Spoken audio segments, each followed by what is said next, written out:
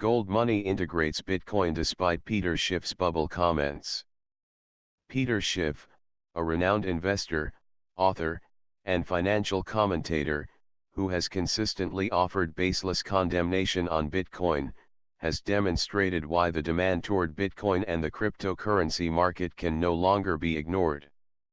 On social media platforms, Schiff announced that GoldMoney, the parent company of Schiff Gold, his gold businesses acquired in 2014, will be offering Bitcoin brokerage services to its clients. Schiff claimed that it is not an endorsement of cryptocurrencies but a response to the growing demand toward Bitcoin. Bitcoin is not a bubble. Throughout the past few years, Schiff has continuously described Bitcoin as a bubble. Schiff explained that Bitcoin was a bubble when the price of Bitcoin hit $2,000, $3,000, $4,000 and most recently, $5,000.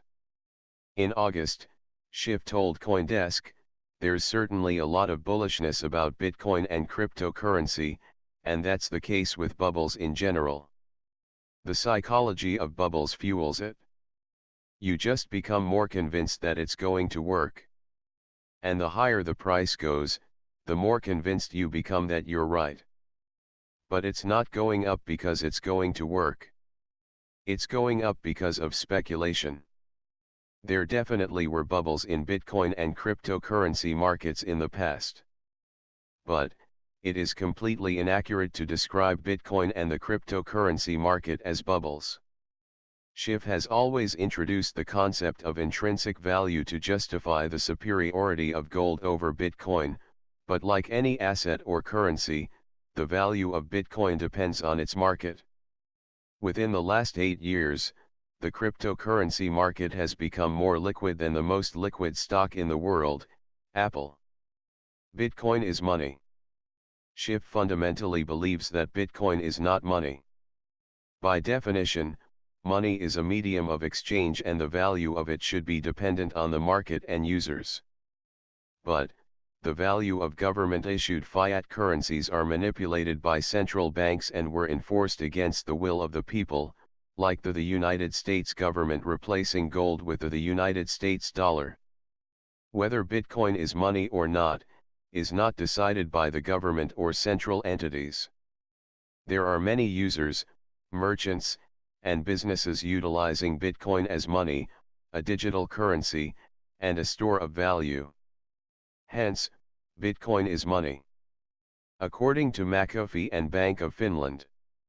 As security expert John McAfee stated, it costs $1,000 to mine one Bitcoin.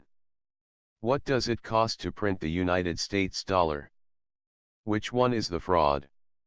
More to that, the Bank of Finland further emphasized in its research paper that Bitcoin is a decentralized financial network that cannot be regulated and censored by central entities, as it operates its own economy in a peer-to-peer ecosystem.